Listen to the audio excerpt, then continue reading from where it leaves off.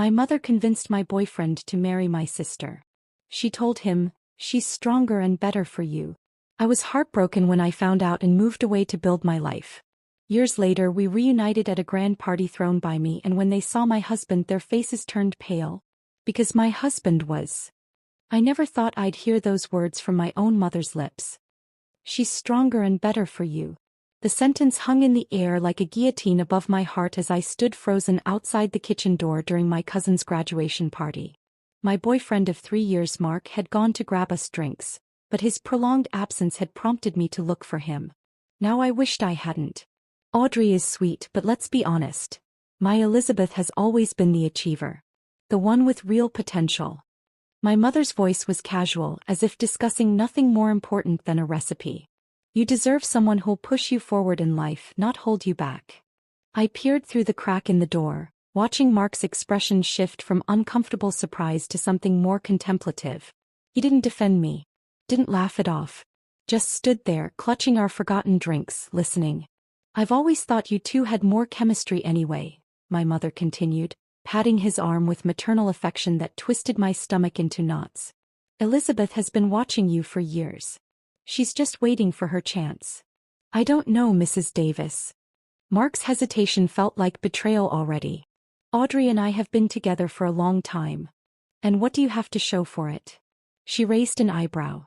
"Elizabeth just made junior partner at her law firm. What's Audrey doing with that art degree of hers? Making coffee and sketching portraits nobody buys." The cruel assessment of my struggling art career stung, but it was Mark's thoughtful nod that truly crushed me.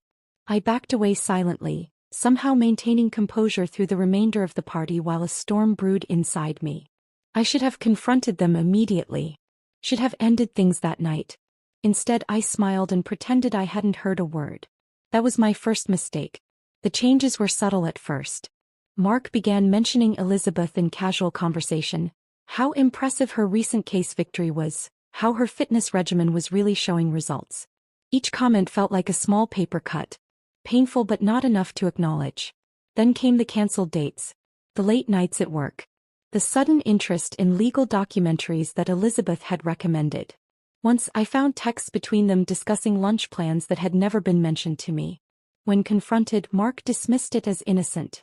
They'd bumped into each other downtown. "She's your sister, Audrey. It would be weird if we didn't get along," he explained with annoying reasonableness that made me question my own sanity. Was I being paranoid? Oversensitive? I began to dread family dinners, watching their interactions with wounded eyes while they exchanged private smiles across the table. My best friend Jamie noticed before I would admit it to myself. "Something's different with him," she observed after Mark left another dinner early, claiming work stress. "He doesn't look at you the same way anymore." "We're just going through a rough patch," I insisted, ignoring the painful truth swelling in my chest. "Everyone does." The moment of undeniable truth came 3 months after that kitchen conversation. I had stopped by Mark's apartment unannounced, hoping to surprise him with concert tickets for a band he loved. I still had a key. We'd been talking about moving in together before everything changed. The apartment was quiet when I entered, but a trail of clothing led to the bedroom. My sister's designer blouse lay crumpled on the hallway floor. The bedroom door wasn't fully closed. The sounds coming from within confirmed what I already knew before I pushed it open. Elizabeth's long dark hair spilled across Mark's chest as they lay tangled in his sheets, completely unaware of my presence until I dropped the concert tickets. They scattered across the floor like confetti for a celebration I wasn't invited to. "Audrey." Mark scrambled to cover himself while Elizabeth simply stared, more annoyed than ashamed at the interruption. "This isn't." "Don't." My voice sounded foreign to my own ears. "Don't say it isn't what it looks like. I'm not an idiot." Elizabeth sat up slowly, making no attempt to cover herself. "You are going to find out eventually. Maybe this is for the best." Their calm acceptance was more devastating than any hysterical apology could have been. This wasn't a moment of weakness. This was the culmination of a deliberate plan. "How long?" I asked, though the answer hardly mattered. 2 months officially, Mark admitted, unable to meet my eyes. "But we've been talking for longer. Since Mom had her little chat with you," I finished for him. Their surprised expressions confirmed I'd known more than they realized. I left without screaming or throwing things, though I wanted to. The rage would come later. That night I simply felt hollow, scrubbed raw from the inside out. When I confronted my mother the next day, her lack of remorse was the final devastation. We stood in her immaculate kitchen, the same room where she'd planted the seeds of my relationship's destruction. "Don't be so dramatic, Audrey. Relationships end all the time," she said, arranging flowers as if we were discussing nothing more significant than the weather. "Elizabeth and Mark make more sense together. You must see that. Why would you do this to me?" My voice cracked. "Your own daughter?" She sighed, finally looking up from her flowers. "Because Elizabeth has always worked harder, aimed higher. She deserves a partner who matches her ambition." He touched my cheek with cool fingers. "You were always the soft one. The dreamer. You'll find someone better suited to your temperament." In that moment I understood that my mother had never seen me clearly, had never valued what made me who I was. In her eyes I would always be the lesser daughter, the disappointment who chose art over law, passion over pragmatism. "You're wrong about me," I whispered. "You always have been." I spent that night packing everything I could fit into my car. My small apartment was mostly furnished with second-hand pieces, nothing I couldn't leave behind. Jamie helped me, offering her couch until I figured out my next move, but I had already decided. I needed more than a new apartment.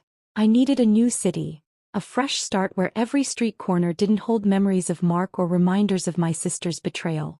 "Are you sure about this?" Jamie asked as I loaded the last box. "Running away won't fix anything." "I'm not running away," I corrected her, feeling a strange calm settle over me. "I'm moving forward." The next morning I left a short note for my mother, sister, and Mark. It didn't contain forgiveness or dramatic accusations, just 3 words: "Watch me thrive." With my art portfolio, savings that would last 2 months if I was careful, and a determination born from heartbreak, I pointed my car toward Chicago. A city where nobody knew my name or the story of how easily I'd been replaced. Chicago welcomed me with a torrential downpour. How fitting, I thought, as my windshield wipers struggled against the deluge. My GPS directed me to a motel on the city's outskirts, the only accommodation my dwindling funds could sustain while I searched for something permanent. The motel room smelled faintly of cigarettes and cheap air freshener. I sat on the edge of the bed, surrounded by my hastily packed belongings, and allowed myself 5 minutes to cry. Just 5 minutes of weakness before the real work began.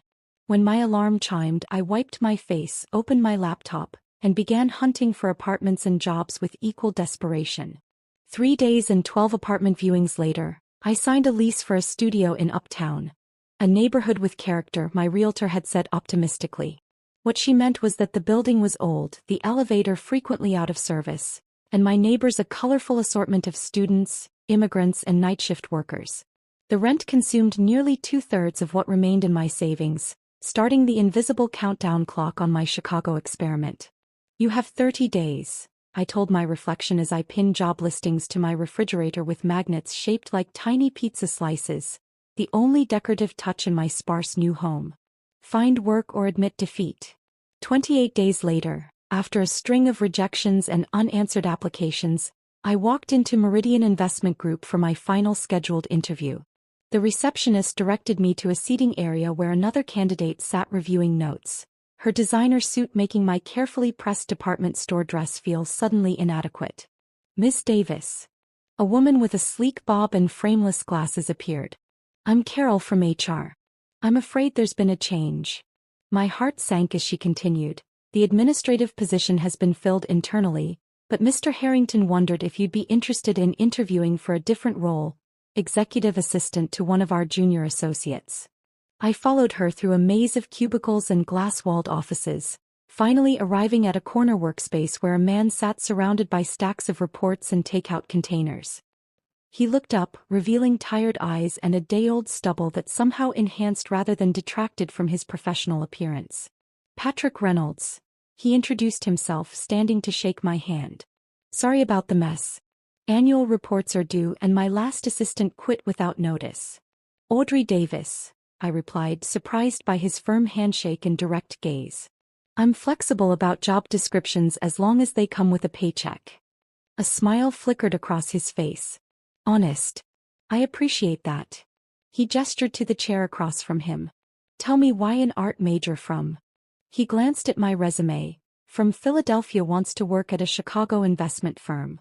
I could have crafted a diplomatic answer about career changes and financial security. Instead, I heard myself say, because starting over sometimes requires burning the map of your old life and drawing a new one. For a moment, I thought I'd blown it with my melodramatic response.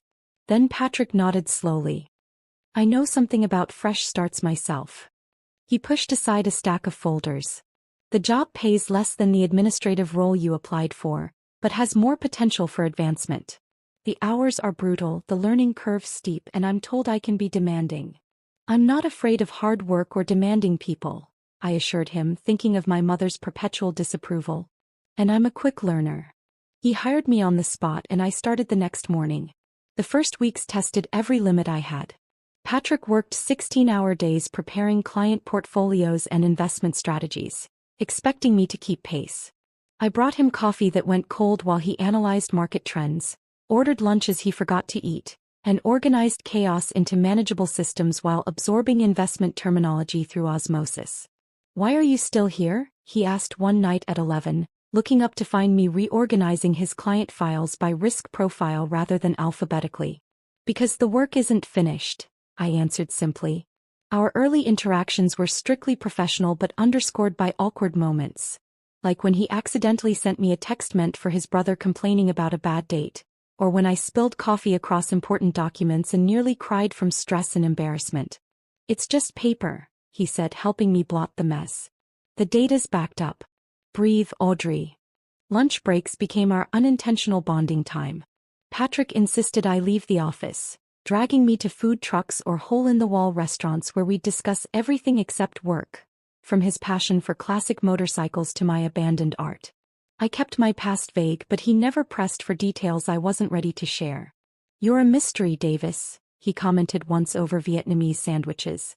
Most people love talking about themselves. Most people have stories worth sharing, I deflected. As months passed, our professional rhythm improved while our personal rapport deepened. Patrick began seeking my input on client presentations. I started anticipating his needs before he voiced them. Late nights evolved from stressed silence to companionable collaboration, occasionally punctuated by surprisingly personal conversations. My father wanted me to take over his construction business, Patrick confided during a particularly late evening. He considers finance playing with other people's money. We haven't spoken in 2 years. My mother always preferred my sister. I offered in return my first mention of family. Nothing I did was ever quite good enough. He didn't offer platitudes or judgments, just understanding silence that felt more healing than any words could have been. 6 months into my Chicago reinvention, Patrick asked me to join him for dinner at an actual restaurant instead of eating takeout at our desks. I assumed it was to celebrate landing a major client. Instead, over dessert, he pushed a business plan across the table. I've been developing this for 3 years, he explained as I skimmed the document. A boutique investment firm focused on sustainable businesses and first-generation entrepreneurs. Clients who are overlooked by traditional firms. I looked up, confused. It's impressive, but why show me? Because I'm leaving Meridian next month to launch it. He leaned forward, eyes intense. And I want you to come with me. Not as my assistant but as operations manager. You understand systems, people, and how to make things work in ways I never could. That's insane, I managed, pulse quickening. I barely understand the investment world. You understand more than you think, he countered. And you have something more valuable, integrity and intuition. The technical stuff can be learned. It would be risky, I said cautiously, though something inside me had already begun to say yes. Extremely, he agreed with unexpected candor. We might fail spectacularly, but I'd rather fail building something meaningful than succeed making wealthy people marginally wealthier. I studied his face, searching for signs of the impulsiveness or hollow ambition I'd seen in others. Instead, I found steady determination and genuine belief in his vision and, surprisingly, in me. When do we start? I heard myself ask, feeling for the first time since leaving Philadelphia that I was moving toward something, not just away. Our transition from colleagues to business partners happened seamlessly, but But the shift from friends to something more took us both by surprise. It began with late nights reviewing business plans that evolved into conversations about hopes and dreams, then dinners that lasted well past discussing work. 6 months into our new venture, Patrick kissed me for the first time outside our office building as snow fell softly around us. Neither of us said anything about it the next day, both afraid to complicate our precarious business relationship. But when it happened again a week later, we could no longer pretend it was an impulse. "This could ruin everything we're building," I warned him one evening. "Or it could be the foundation for something even better," he countered, always the optimist to my cautious realist. Our courtship was unconventional, business meetings that turned into dates, market research trips that became weekend getaways. We kept it private from clients and investors, determined to be taken seriously in a field where women were often viewed as accessories rather than equals.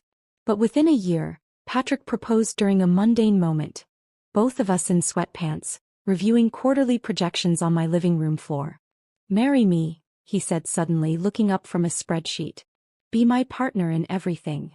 No ring, no rehearsed speech, just genuine certainty that caught me off guard. "People will say it's too soon," I hesitated, though my heart had already answered.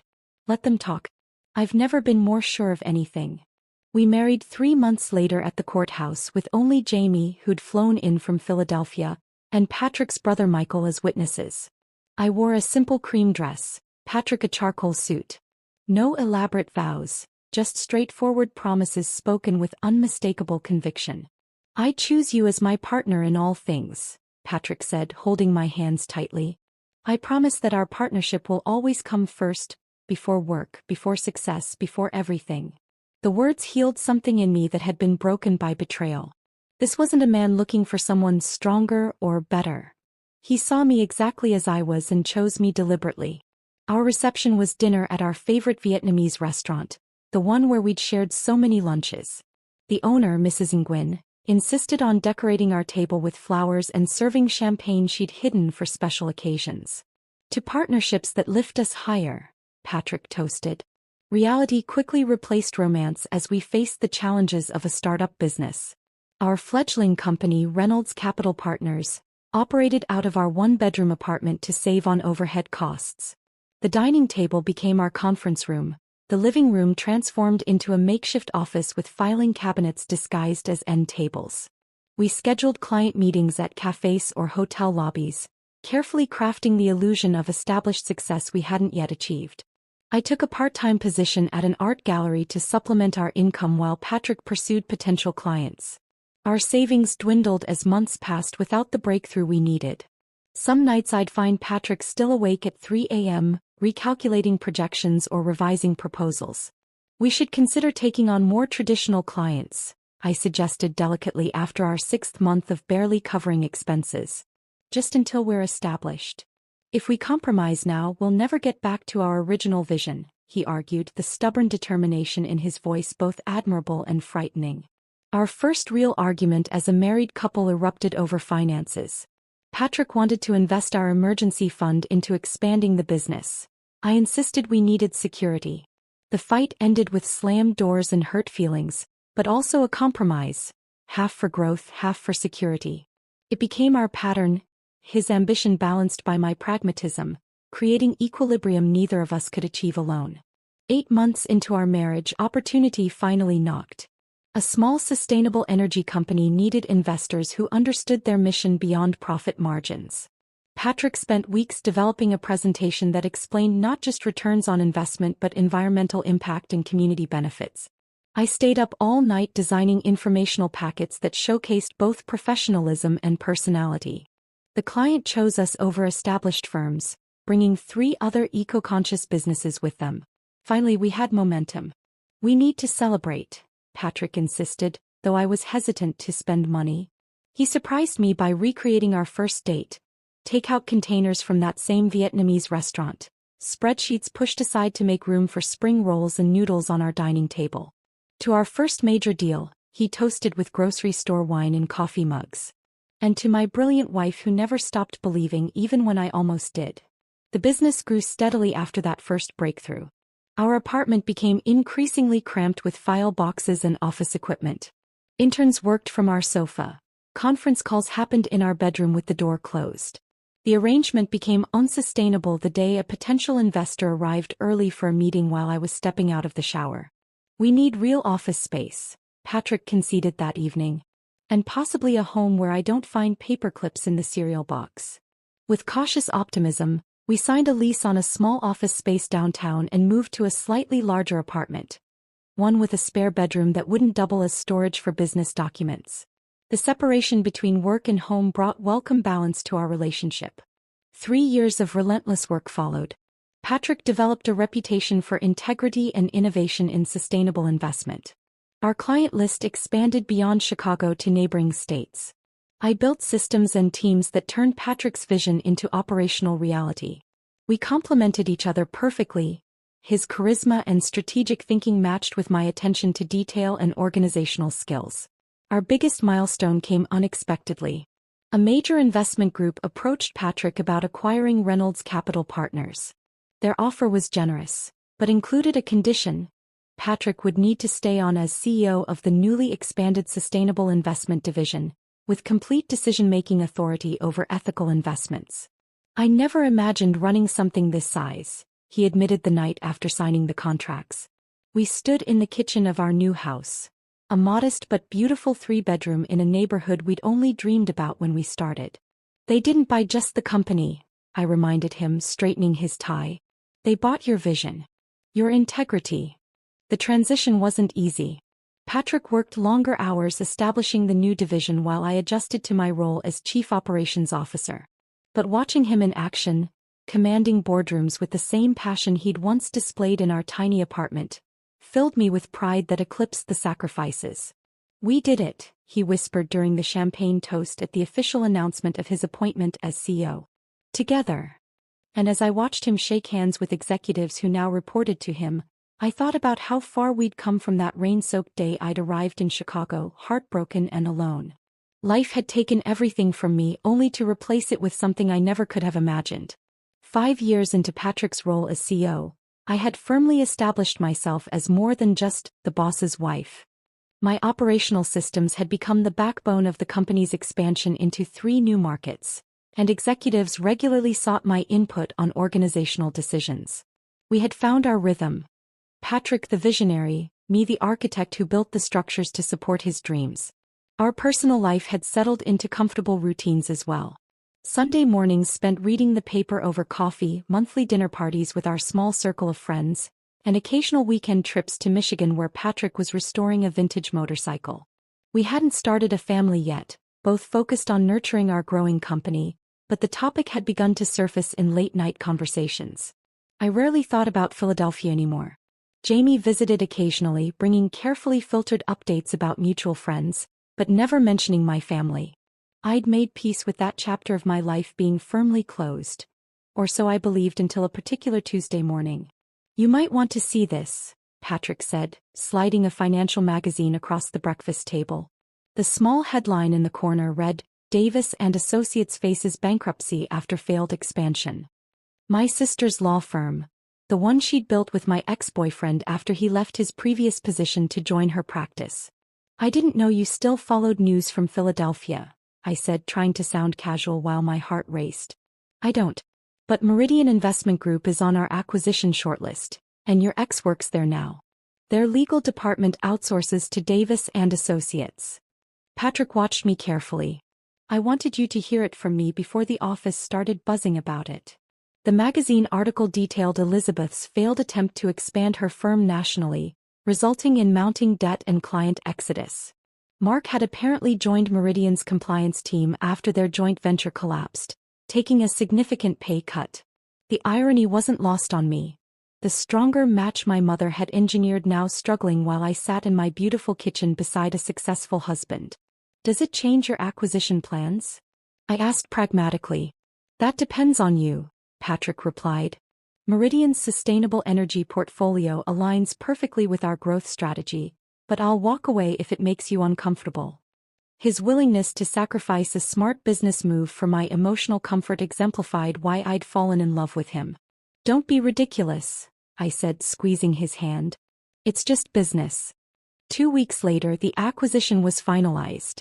Meridian would maintain its brand identity while operating under our corporate umbrella, with Mark remaining in his compliance role, technically now our employee, though several management layers would separate us.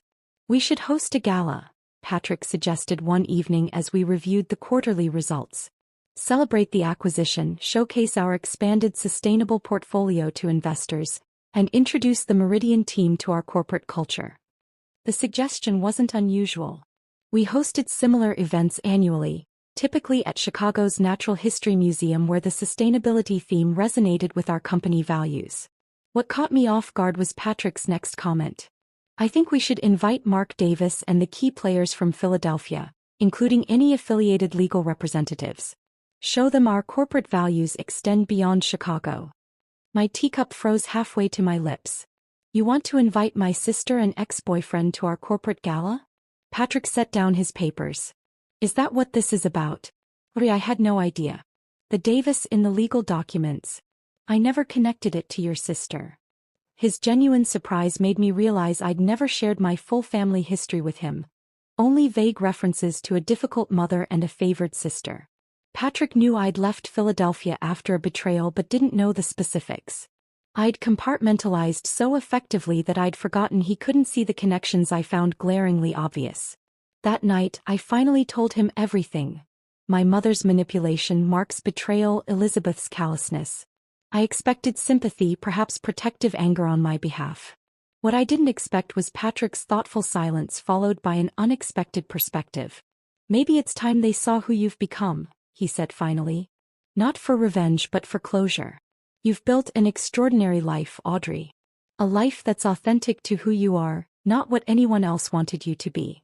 His words unlocked something inside me, a desire not for retribution but for recognition.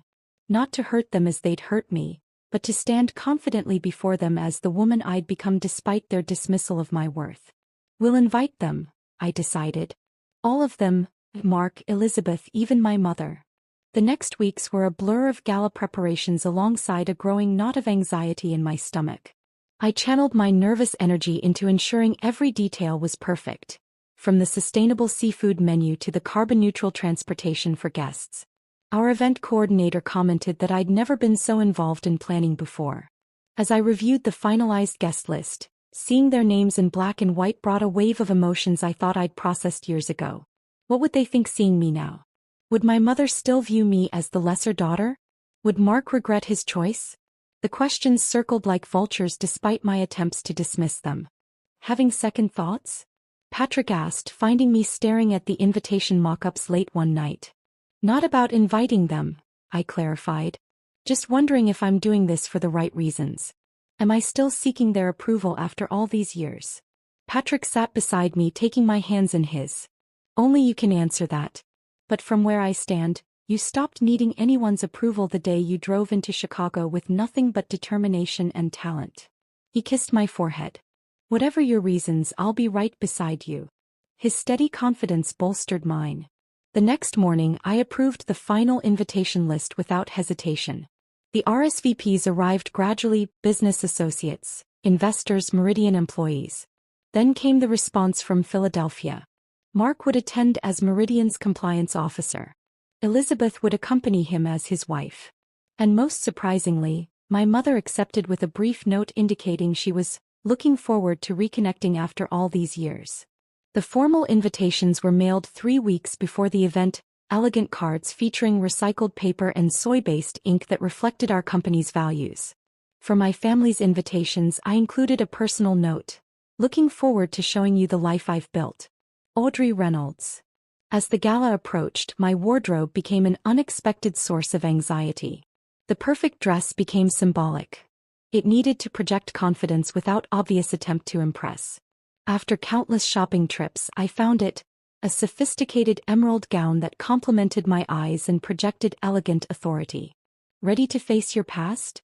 Patrick asked the night before the gala, finding me rehearsing imaginary conversations in front of our bedroom mirror. Ready to showcase my present, I corrected, suddenly certain of my purpose. This wasn't about proving my worth to people who had underestimated me. It was about honoring the journey that had led me to a life more fulfilling than anything I could have imagined when I fled Philadelphia. The Natural History Museum transformed beautifully for our gala, with sustainable lighting casting a warm glow across the grand hall. Patrick and I arrived early to review final arrangements, the organic floral centerpieces, the locally sourced menu, the jazz quartet playing softly in the corner. Everything perfect, everything a reflection of the values that had built our success. Nervous? Patrick asked, adjusting his bow tie as we watched staff add finishing touches. Oddly, no, I realized with surprise. The anxiety that had plagued me for weeks had dissolved, replaced by a calm certainty. This is our world. They're just visiting it. As guests began arriving, Patrick and I stationed ourselves near the entrance, greeting investors and colleagues with practiced ease. I wore my emerald gown with a simple diamond pendant Patrick had given me on our 5th anniversary. My hair, once long like Elizabeth's, now fell in a sophisticated bob that framed my face. I felt powerful, authentic, completely myself. I spotted them immediately, my mother entering first in a navy dress that screamed Old Money Philadelphia, followed by Elizabeth and Mark. They paused just inside the doorway, taking in the elegant surroundings and clearly searching for familiar faces in a sea of strangers. For a moment I considered approaching them, but something held me back. Let them find me, I decided. Let them see me in my element first. Their circuit around the room eventually brought them to where Patrick and I stood chatting with the mayor about green energy initiatives. My mother noticed me first, her practiced social smile freezing momentarily before recovering. Elizabeth's eyes widened in genuine shock. Mark simply stared, looking between Patrick and me with dawning recognition. Audrey, my mother recovered first, embracing me with theatrical affection. You look absolutely stunning. Mother, I responded evenly, accepting her air kiss. I'm glad you could make it. I turned to include Patrick. This is my husband, Patrick Reynolds. CO Patrick Reynolds, Elizabeth clarified, extending her hand. Always researching, always calculating advantages. Some things never changed. Your reputation precedes you. I've followed your company's expansion with interest. All due respect, Mrs. Davis, but our success has been a partnership from day one, Patrick replied smoothly, his hand finding the small of my back. Audrey's operational genius made my vision possible. The surprise in their eyes was subtle but unmistakable. This wasn't the narrative they had expected. The heartbroken girl finding a successful man to rescue her. This was a partnership of equals. Mark Davis, IX introduced himself stiffly. Compliance officer at Meridian. Yes, we're familiar with your position, Patrick nodded professionally.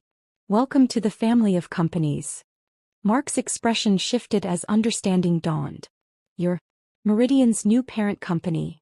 Indeed, I confirmed, savoring the moment without malice. The acquisition was finalized last month. Patrick will be making the official announcement during his speech.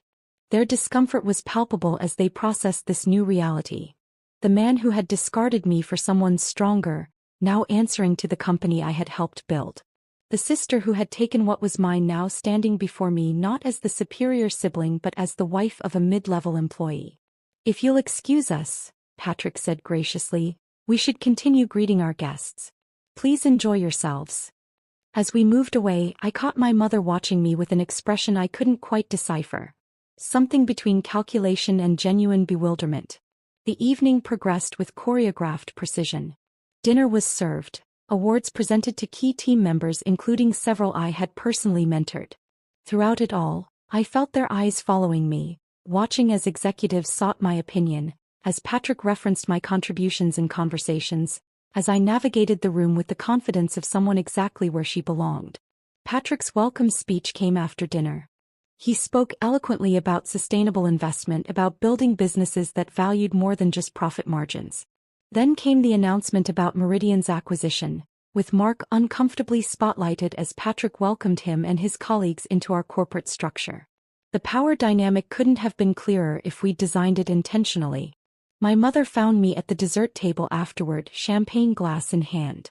I always knew you would do well for yourself, she stated as though rewriting history. You had such potential. Did you? I asked mildly. I recall different assessments. She waved dismissively. A mother pushes her children to achieve their best. Elizabeth needed confidence. You needed motivation. What I needed was support, I corrected gently. What I found was strength on my own terms. Well, she sipped her champagne, I suppose I should thank this Patrick for seeing what I missed. Patrick saw me clearly, I agreed. But he didn't create my success, Mother. We built it together because we value each other as equals. That's the difference. Her practiced smile faltered. Elizabeth and Mark are having difficulties, she confided, changing tactics. Perhaps you could put in a good word? Family should help family. There it was, the real purpose behind her pleasant facade. Not reconciliation but advantage. Some things truly never changed. Their performance will determine their future with the company, I replied evenly. Just as mine did.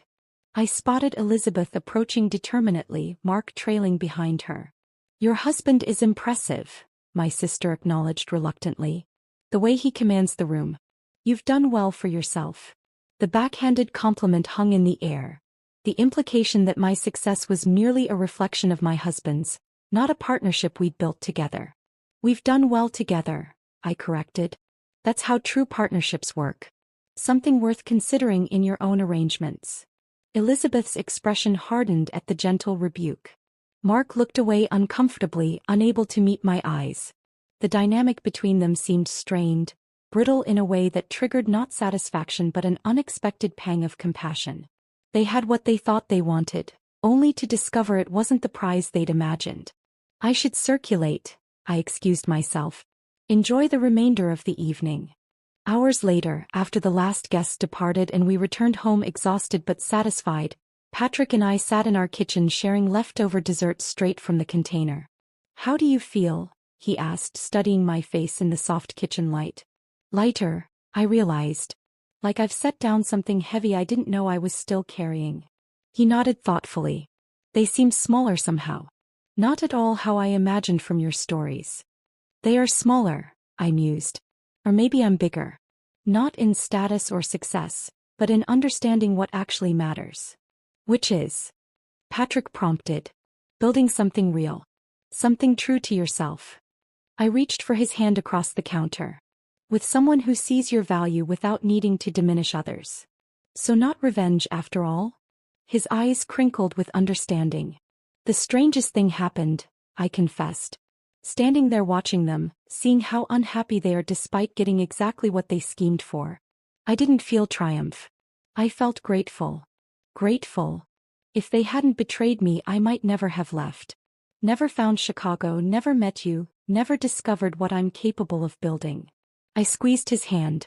Their cruelty gave me my freedom, though they never intended to. Patrick smiled, pulling me into an embrace. That might be the most powerful form of redemption. Not making others pay for hurting you, but recognizing that their actions launched you toward something infinitely better. As we climbed the stairs to bed, exhausted but content, I realized the night had given me something I hadn't known I needed. Not the satisfaction of showing them what they'd lost, but the peace of finally, completely letting them go.